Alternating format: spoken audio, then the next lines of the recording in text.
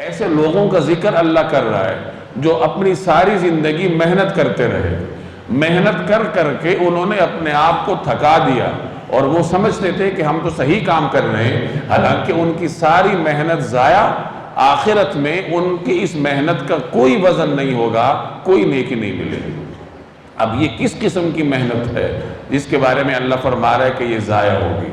تو مفسرین فرماتے ہیں کہ اس سے مراد وہ محنت بھی ہو سکتی ہے جو صرف دنیا کے لیے ہوتی ہے۔ جیسے میرے اور آپ کی صورتحال ہے، ہمارے ماحول پر مادیت غالب ہے، ہمارا جو بھی کام ہوتا ہے اسی دنیا کے لیے ہوتا ہے، ہم جو بھی کام کرتے ہیں ہمارا مقصد دنیاوی فائدہ ہوتا ہے، دنیاوی مفاد ہوتا ہے۔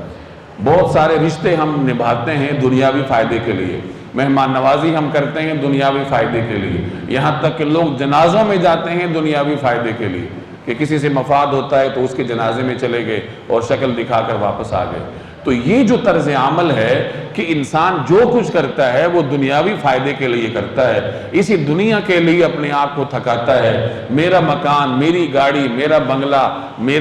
میری نوکری، میری تعلیم اس کے لیے کہ نوکری حاصل ہو، پیسے ملیں، یہ تمام دوڑ دھوپ انسان کے کام نہیں آئے گی، اسی دنیا میں رہ جائے گی، باوجود یہ کہ انسان نے اپنے آپ کو تھکا رکھا ہے، لیکن سب کچھ ضائع ہو جائے گا۔ تو اس میں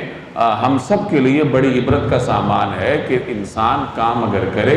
اللہ کی رضا کے لیے کرے، اور ہر وہ کام کرے جس سے اللہ راضی ہوتا ہے۔ اور اس میں وہ لوگ بھی شامل ہو سکتے ہیں جو کام تو آخرت کے لیے کرتے ہیں، اپنے گمان کے مطابق اللہ کو راضی کرنے کے لیے کرتے ہیں، لیکن طریقہ کار وہ نہیں ہوتا جو رسول اللہ صلی اللہ علیہ وسلم نے ہمیں بتایا ہے۔ یعنی غیر مسنون طریقے سے وہ دین کا کام کرنے کی کوشش کرتے ہیں، اور وہ تو یہ سمجھتے ہیں کہ ہم بڑا نیک کام کر رہے ہیں، لیکن چونکہ وہ حضور علیہ السلام کے طریقے سے ہٹا ہوتا ہے تو قیامت کے دن ان کی وہ ساری محنت رائے گاں چلی جائے گی۔ جیسے سورہ غاشیہ میں ہے عاملۃ ناصبہ تصلی نارا حامیہ، کام اتنا کیا ہوگا کہ اپنے آپ کو تھکا دیا،